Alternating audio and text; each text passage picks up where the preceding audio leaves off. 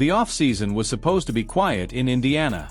After months of chaos, recovery, and media frenzy surrounding Caitlin Clark's meteoric rise, the Fever were finally supposed to exhale.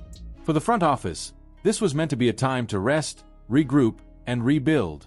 But one late-night post from Kelsey Mitchell changed everything. It wasn't just another social media post. It was a message so cryptic, so emotionally charged, that it sent ripples through the entire WNBA community. There were no pictures, no emojis, just words that felt heavy with meaning.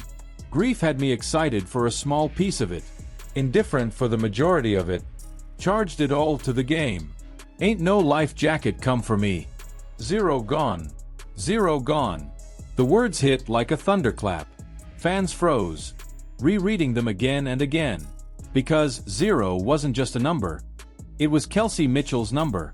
For Fever fans, it felt like a goodbye disguised as poetry. Within minutes, the internet caught fire. Was she walking away? Was she calling out management? Or was she revealing something much deeper? Something broken within the locker room? For a player who had just carried the Fever through their most difficult stretch, it was a shock no one saw coming. When Caitlin Clark went down, it was Kelsey Mitchell who kept the team alive. Night after night, she played through pain, exhaustion, and pressure, proving that she wasn't just another scorer, she was the soul of the franchise. While Clark healed and headlines faded, Mitchell took control, leading Indiana to some of their most competitive games of the season. She became their heartbeat, their quiet captain. And now, with just one post, she turned that heart into a question mark. The Fever's general manager, Amber Cox, didn't wait long to respond. Within hours of Mitchell's cryptic post, Cox issued a statement that was meant to calm the waters, but instead, it sent new waves of confusion across the league. Speaking carefully, she emphasized that the Fever were focused on controlling the controllables and preparing for every possible off-season scenario.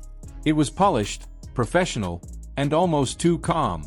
To fans, it sounded like corporate damage control. To insiders, it sounded like a warning. Something inside the Indiana Fever was coming undone. Because when your star player goes silent and your GM starts speaking in code, it usually means the story behind the scenes is far bigger than anyone realizes. Reporters like Chloe Peterson began connecting dots. Mitchell's post wasn't random. It came right as free agency talks were approaching, with only a handful of Fever players signed through 2026. The organization was already balancing major decisions: contract extensions, league rule changes, and the uncertainty surrounding prioritization rules that might reshape every WNBA roster. The timing of Kelsey's post wasn't coincidence. It was impact by design. And Amber Cox's response, while professional on the surface, felt like preparation for fallout. Fans immediately began dissecting Cox's words, analyzing every phrase as if decoding a secret message. Some believed the GM was buying time while the front office scrambled for a plan. Others were convinced this was quiet confirmation that the Fever knew Mitchell might walk. Either way, something was shifting, and it wasn't just about money or minutes. It was about trust. Behind the curtain, the story ran deeper than one Instagram post. Sources around the league had noticed a subtle tension brewing inside Indiana's locker room long before Mitchell went public. The arrival of Caitlin Clark had changed everything. Not through conflict, but through imbalance. Clark wasn't just a rookie. She was a movement. She brought national television deals, sold-out arenas, and the kind of media coverage women's basketball had never seen. But with every camera pointed at Clark, the rest of the team faded a little more into the background. Kelsey Mitchell had been there through it all. The losing seasons, the rebuilds, the nights when the Fever were barely a headline on the back page. She had carried the weight of an entire franchise when nobody else wanted it. To suddenly become a supporting cast member in the story she helped build wasn't easy to swallow. Inside the locker room, that shift was felt. Players respected Clark's talent. It wasn't about jealousy, but the new spotlight changed the rhythm of everything. Practices became performances. Every quote, every highlight, every statistic was filtered through one narrative: Caitlin Clark's rise. And while that attention was good for the WNBA, it also created an invisible divide inside teams like Indiana. Teammates like Sophie Cunningham and Lexi Hull saw it happen in real time. They'd watch Kelsey go from animated and vocal to quiet and distant. They could tell she was frustrated, not because she disliked Clark, but because she cared too deeply about what the Fever used to represent. It was a team built on loyalty, grit, and shared struggle. Now, it felt like a brand built around one name. So when Amber Cox took to the media to speak about controlling what we can control, it landed like a cold, distant response to something deeply emotional. Inside the team, players whispered that Cox's words felt disconnected, like she was addressing a problem on paper, not a fracture in people. The phrase might have been meant to calm the storm, but it came off as a sign that management wasn't listening. And for Kelsey Mitchell, who had already spent years proving her loyalty, that silence was deafening. Her post wasn't a tantrum, it was a declaration. Those final words, "zero gone," weren't about quitting. They were about liberation. A quiet acknowledgement that she'd done her part, that she'd stood tall for the franchise when no one else could. And now, maybe, it was time to stand tall for herself. What made the situation even more volatile was how the rest of the league responded. Odyssey Sims called Mitchell the coldest. Sophie Cunningham dubbed her everyone's GOAT. Even Caitlin Clark chimed in, saying she was lucky to have her as a teammate. But fans noticed Clark's message didn't include one key phrase. She never said, "I hope she stays." That omission lit the internet on fire. Some fans read it as maturity, Clark staying professional and focused. Others saw it as acceptance, that even she knew Mitchell's days in Indiana were numbered.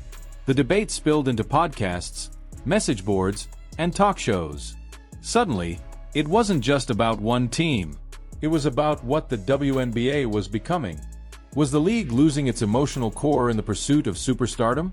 As the offseason unfolded, the Fever found themselves trapped in a paradox. They were the most talked about team in the WNBA, yet internally, they were more divided than ever. Amber Cox's carefully crafted statements about planning for all scenarios began sounding more like survival strategies than leadership. She talked about flexibility, preparation, and staying focused on development. But what fans heard was uncertainty. Even within the organization, cracks were showing. Some players reportedly felt disconnected from the direction of the team.